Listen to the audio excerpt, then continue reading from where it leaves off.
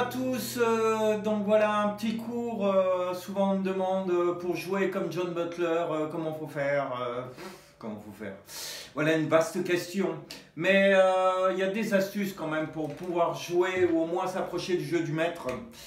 Déjà il faut connaître ses accordages, et puis après il faut connaître 2-3 petites astuces. Je vais vous en délivrer aujourd'hui deux importantes, l'accordage déjà. Et puis une autre importante, c'est ce côté savoir jouer en majeur et en mineur avec sa technique, avec cet open tuning.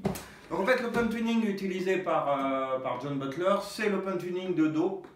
En fait il est accordé Do, Sol, Do, Mi. Do, Sol, Do, Mi. Il n'y a que le Mi aigu qui ne bouge pas, tout le reste ça bouge. On descend la corde grave de 2 tons, donc si on veut vraiment avoir un répondant, il faudrait adapter le jeu, mettre une corde un peu plus grosse pour la grave. On remarquera quand on monte la corde de Si d'un demi-ton, voilà, ça va. Faut pas trop monter les cordes parce que le manche peut subir un peu des dégâts, mais là ça le fait sans problème. Donc il met un capot en 4, ce qui fait qu'on est proche d'une sonorité de Mi, voilà. Et comme il joue beaucoup au doigt, une chose de sûre, c'est qu'il va falloir maîtriser absolument les hammers et les pull-offs. Donc, en fait, écoutez ce genre de plan là.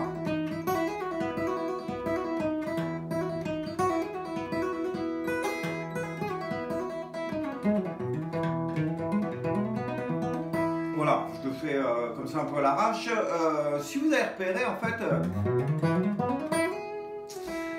j'utilise toujours les mêmes cases, cases 2 et 4 ou cases 4 et 5.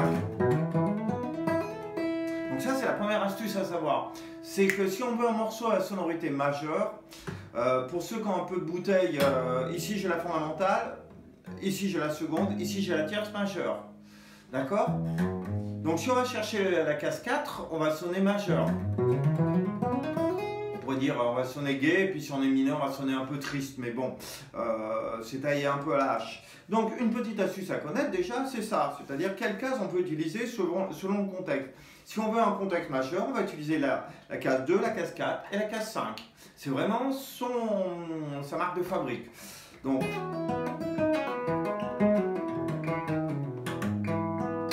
si vous faites ce genre d'exercice, les hammers, genre, ou pull-off, en rajoutant des cordes à vide,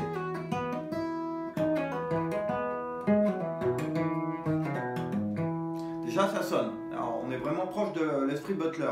On a dit qu'il y avait 2-4 et que par ricochet il y avait 4-5. Même chose.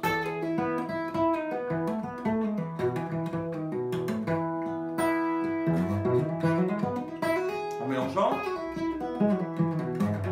Et voilà, et vous êtes tout de suite dans l'esprit Butler.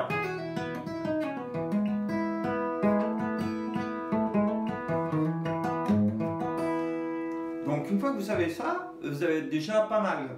Après, pensez que les basses 0, 2, 4, 5, ça marche partout, on peut changer de basse. Bon, le reste, je ne change pas, 2, 4, le 4. Donc là, je m'oblige à poser une basse en 2, en 4, en 5 et après de jouer encore avec les notes.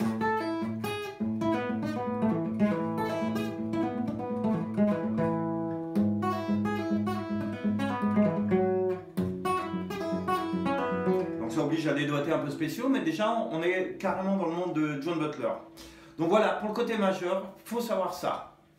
Maintenant, si on était en mineur, en fait on ne va pas changer grand chose. Au lieu d'aller chercher la case 4, la tierce majeure, on va aller chercher la tierce mineure qui est en case 3.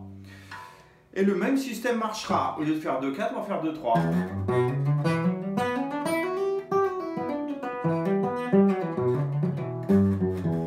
Par ricochet, au lieu de faire 2-4, on fait 2-3, donc après on fera 3-5.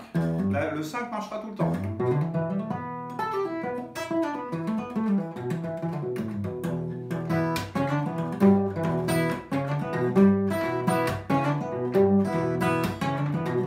Voilà, par exemple, hein, ce morceau s'appelle Pick Apart, je crois. Donc, fort de ces astuces,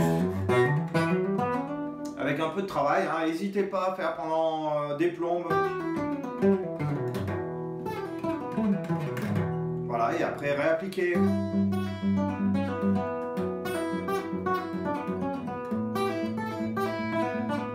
Vous n'avez plus qu'à adapter ça. Donc voilà, c'est la porte d'entrée pour rentrer dans le monde de John Butler. Allez-y doucement, ça se fait bien et voilà, après écoutez le maître et essayez déjà de repérer les morceaux qui sont majeurs et les morceaux qui sont mineurs. Donc bon courage à vous, on y croit, je crois en vous. Ciao!